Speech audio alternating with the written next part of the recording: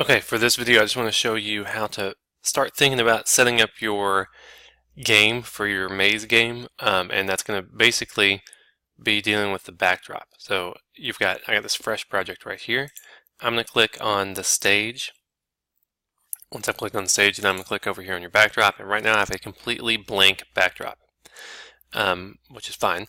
And then you're going to want some form of walls or obstacles or whatnot. So one of the easiest ways would be to hit your rectangle drawing tool here.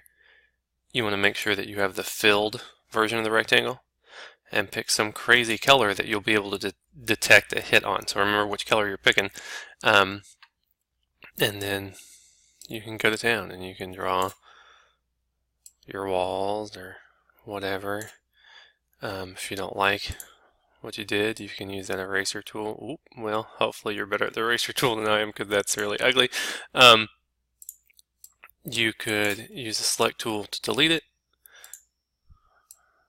You could redraw it. Once you draw it, you have the option to really mess around with it. But what you could do is you could make all the walls you want. Now you will want your walls to all be one color, because you're going to be using that sensing block that says, you know, when I touch a certain color. So that's one way that you could deal with your walls. Another, I'm going to hit this thing right here, paint a new backdrop, to give me a second one. Another one, if you would rather do more like a traditional maze, you can hit your line. You can deal with your thickness here, and then you could draw like the craziest maze that has ever mazed. Hopefully you do better than me. But you could, this is just a terrible maze. If you want to do like more of a straight up like maze, you may even find an image online that you use as your backdrop. You could do that as well. Now you want to make sure that you give yourself enough room to navigate your maze, depending on how big your sprite is. So like this is not very well spaced. So, but you could draw your maze like that. Another option, and this is up to you, you might say, I'm just going to use the paint tool. I'm going to fill everything in as blue.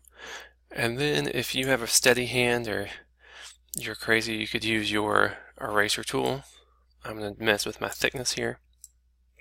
And you could have maybe like a cave that they are supposed to navigate. I don't know. And so maybe this white erased part is their path. I don't know. So you might do something like that. So there are all sorts of different ways, or you might do something totally different. But there are different ways that you're going to use your backdrop and your painting tools to make some type of a maze or some type of walls. So enjoy that.